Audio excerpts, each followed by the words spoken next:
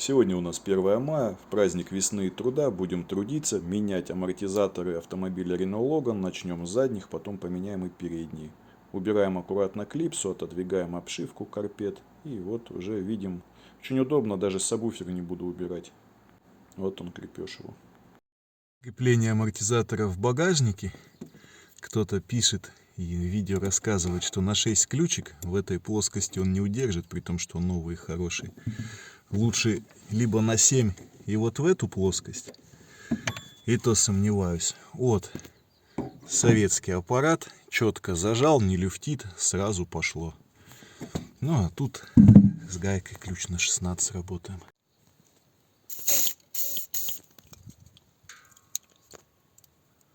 Слегка домкратим сторону, с которой работаем, чтобы разгрузить эту часть, вот, чтобы болт легче выходил. Ключик на 18 у нас внизу. И после ВДшки вот таким вот с коротенькой рукояткой, молоточком срываем. Потому что вот, во-первых, 9 лет, во-вторых, видно немного вот так вот, как будто вот подзакусило, в общем. Вот. Прижат болт, эта часть к низу. Не сильные удары, а короткие и хлесткие.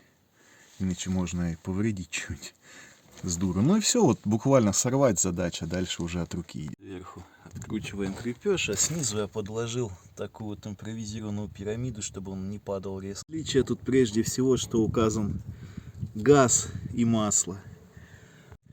Монро, Рено, Dacia. И вот только масло тут упоминается.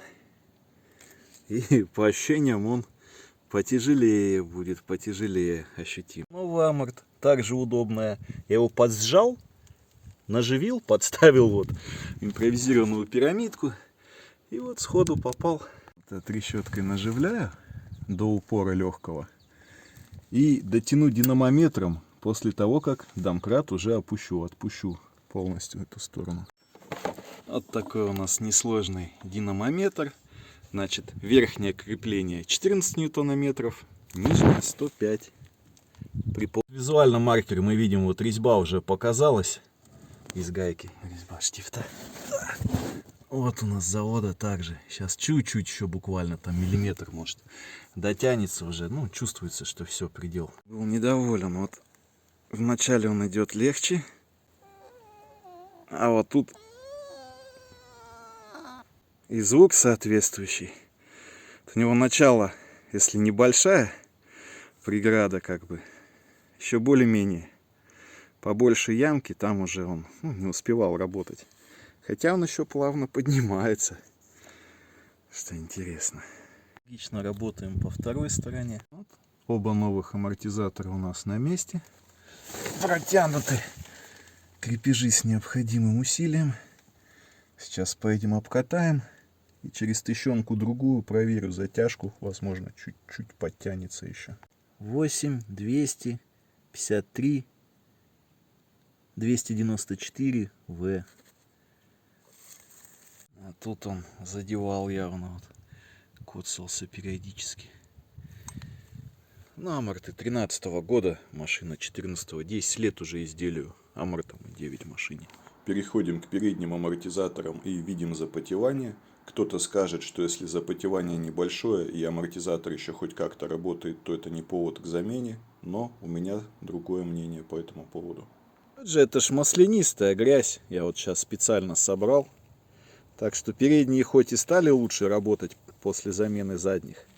Но ждать их полного отказа я не буду и поменяю сразу. Вот у нас с другой стороны передний амортизатор абсолютно сухой. И с ржавчиной. А там весь смазанный, без ржавчины такой, а ухоженный. Все, левый потеет.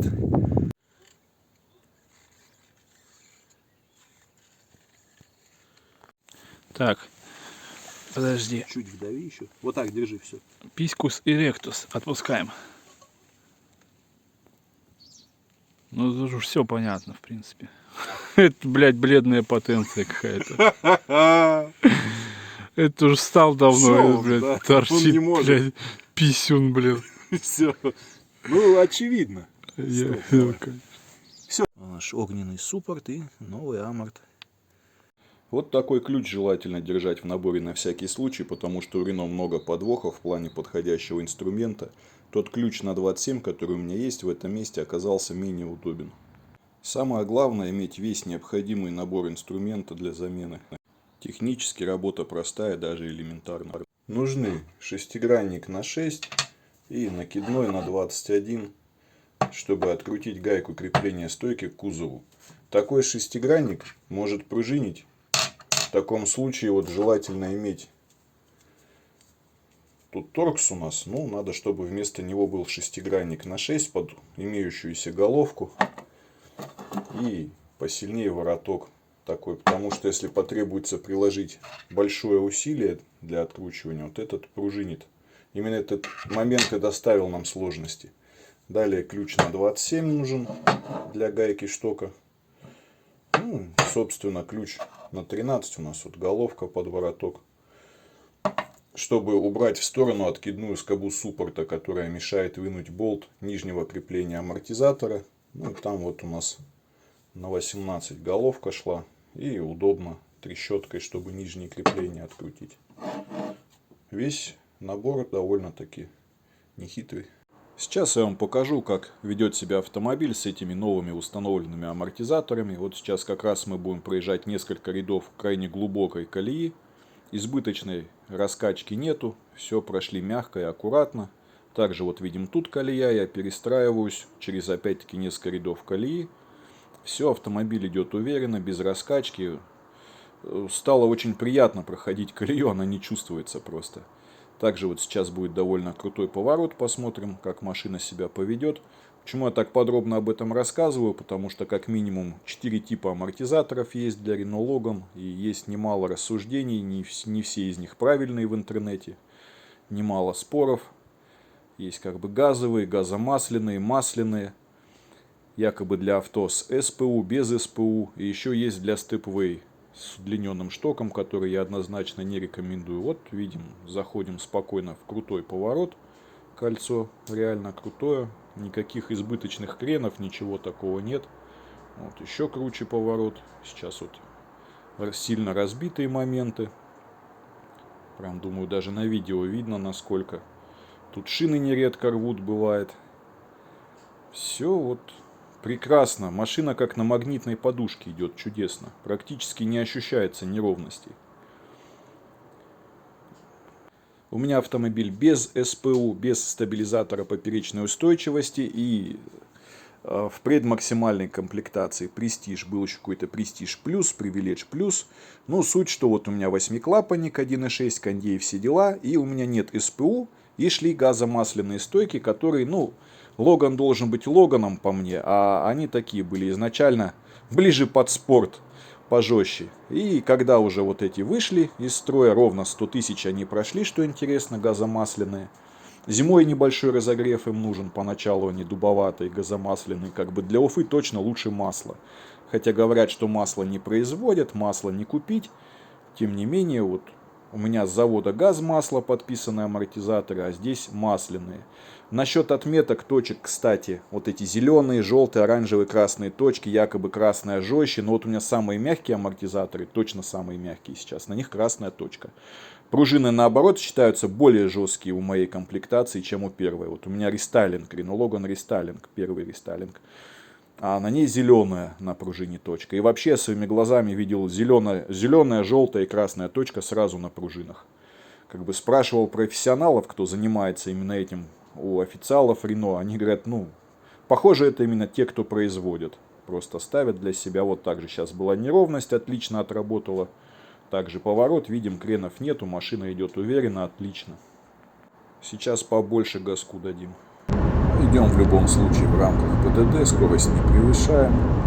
Также вот видим тут и колея, выстраиваемся легко и спокойно. Сразу хочу сказать, что я не рекомендую никакие аналоги. Амортизаторы такая вещь, на которых я не вижу смысла экономить, при том, что достойных аналогов я не видел. Сколько знакомые пытались ставить, сколько отзывов перечитал. Даже вроде бы в коробке Renault лежит Monroe, берут просто Monroe в коробке Monroe с таким же артикулом, и он гораздо хуже. Сразу служит, хуже и меньше служит. я уже скорость под соточку набираю. Идем, кстати, в подъем ощутимый. Видео не так сильно видно. Ощутимый весьма подъем. Соточку слегка набрали. Также я перестраиваюсь через колею и на газомасляных слегка на такой скорости подкидывает, когда выходишь из колеи или пересекаешь ее. А здесь подвеска работает сама по себе, и ты ее практически не чувствуешь совершенно ни в рулежке, ни по устойчивости. Очень спокойно, уверенно идет машина. Ну, конечно же, все нужно выбирать по потребностям. Это если кто-то хочет заходить в крутые повороты на скорости 110, а на трассе жарить 130-140, то, возможно, газомасляные для них будут и лучше. Под мои нужды вот это вот идеально для Уфы, для уфимских дорог, для уфимского климата. Вот такая вот связка с этими пружинами, я их не менял заводскими, и масляные вот эти самые мягкие стойки. То, что нужно для меня, я получил именно то, что хотел, и даже больше. Просто чудесно. Заснять процесс замены передних амортизаторов нам не удалось, потому как правый заменился очень легко и быстро, а левый настолько тяжело пошел, что было просто не до съемок.